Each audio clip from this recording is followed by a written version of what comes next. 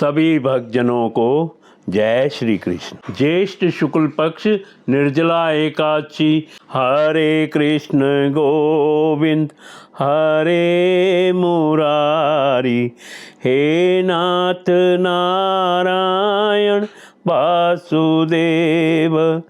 हरे कृष्ण गोविंद हरे मुरारी, हे नाथ नारायण वासुदेव।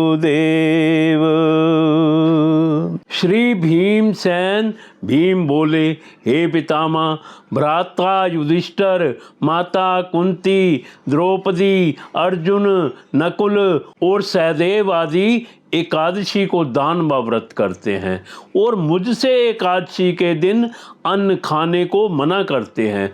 मैं उनसे कहता हूँ कि हे भाई, मैं भक्ति पूर्वक भगवान की पूजा कर सकता हूँ, परंतु मैं एकादशी के दिन भूखा नहीं रह सकता। इस पर व्यास जी बोले, हे भीमसेन, यदि तुम नरक को बुरा और स्वर्ग को अच्छा समझते हो तो प्रत्येक माह की दोनों एकादशियों को अन्न ना खाया करो। इस पर भीमसेन बोला, हे पितामह, मैं आपसे पहले भी कह चुका हूँ कि मैं एक दिन एक समय भी भोजन किए बिना नहीं रह सकता। फिर मेरे लिए पूरे दिन का उपवास करना कठिन है। यदि मैं प्रयत्न करूं तो एक व्रत अवश्य कर सकता हूं। अतः आप मुझे कोई एक व्रत बतलाइए जिससे मुझे स्वर्ग की प्राप्ति हो। श्री व्यास जी बोले, हे वायुपुत्र, बड़े बड़े ऋषि और महर्षियों ने बहुत से शास्त्र आदि बनाए हैं कि मनुष्य को दोनों पक्षों की एकादशियों का व्रत करना चाहिए, इससे उन्हें स्वर्ग की प्राप्ति होती है। श्री व्यास जी के वचनों को सुनकर भीमसेन नरक में जाने के कारण अत्यंत भयभीत हुए और लता के समान कांपने लगे। वह बोले, हे पितामह, अब मैं क्या करूं, क्योंकि मुझसे व्रत नहीं हो सकता। अतः आप मुझे कोई एक ही व्रत बतलाइए जिससे मेरी मुक्ति हो जाए। इस पर श्री व्यास जी बोले, हे भीमसेन, कृष्ण और मिथुन संक्रांति के मध्य में ज्येष्ठ माह की शुक्ल पक्ष की एकादशी होती है, उसका निर्जला व्रत करना चाहिए। इस एकादशी के व्रत में स्नान और आचमन में जल वर्जित नहीं है, लेकिन आचमन में 3 मासे जल से अधिक जल नहीं लेना चाहिए। इस आचमन से शरीर की शुद्धि हो जाती है। आचमन में 7 मासे से अधिक जल मद्यपान के समान है। इस दिन भोजन करने से व्रत नष्ट हो जाता है। यदि सूर्योदय से सूर्यास्त तक मनुष्य जलपान ना करे तो उसे 12 एकादशियों के फल की प्राप्ति होती है। द्वादशी के दिन सूर्योदय से पहले ही उठना चाहिए और स्नान करके ब्राह्मण को यथा योग्य दान देना चाहिए। इसके पश्चात भूखे ब्राह्मण को भोजन कराना चाहिए, तत्पश्चात स्वयं भोजन करना चाहिए। इसका फल संपूर्ण एकादशियों के फल के बराबर है।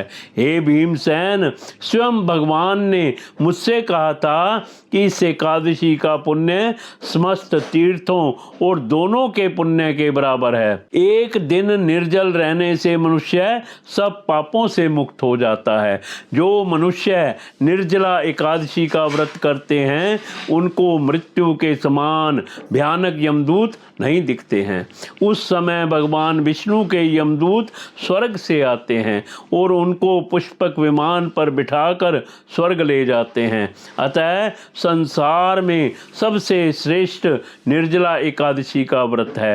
अतः यत्न पूर्वक इस एकादशी का निर्जल व्रत करना चाहिए। उस दिन ओम नमो भगवते वासुदेवाय मंत्र का उच्चारण करना चाहिए। व्यास देव जी के ऐसे वचन सुन सुनकर भीमसेन ने निर्जल व्रत किया।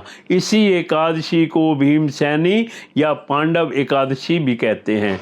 निर्जल व्रत करने से पहले भगवान की पूजा करनी चाहिए और उनसे विनय करनी चाहिए कि मैं दूसरे दिन भोजन करूंगा, मैं इस व्रत को श्रद्धा पूर्वक करूंगा, इससे मेरे सब पाप नष्ट हो जाएंगे। इस दिन एक बड़े वस्त्र से ढककर स्वर्ण सहित दान करना चाहिए।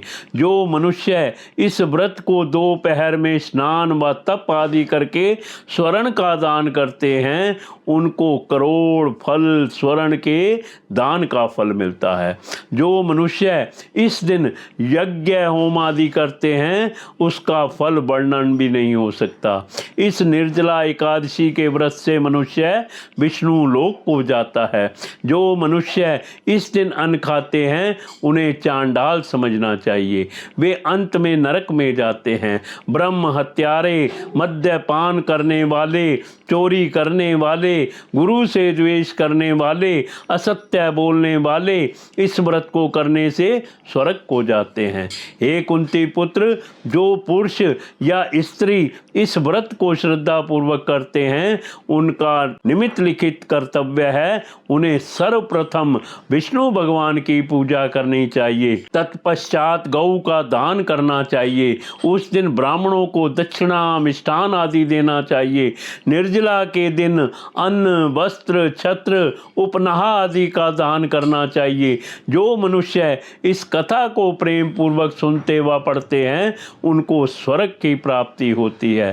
कथा सार, भक्त को चाहिए कि वह अपनी कमजोरियों को अपने गुरुजनों या परिवार के बड़ों से ना छिपाएं, उन पर विश्वास रखते हुए अपनी समस्या उन्हें बताएं, ताकि वे उसका कोई उचित उपाय बताएं तथा बताए गए उपाय पर श्रद्धा और विश्वास पूर्वक अमल करना चाहिए। अपने पितामह व्यास जी की कृपा से भीमसेन भी एक एकादशी का व्रत करके सभी एकादशियों का फल प्राप्त करके स्वर्ग के भागी बने। निर्जला एकादशी व्रत कथा संपूर्ण। हरे कृष्ण गोविंद हरे मुरारी, हे नाथ नारायण वासुदेव।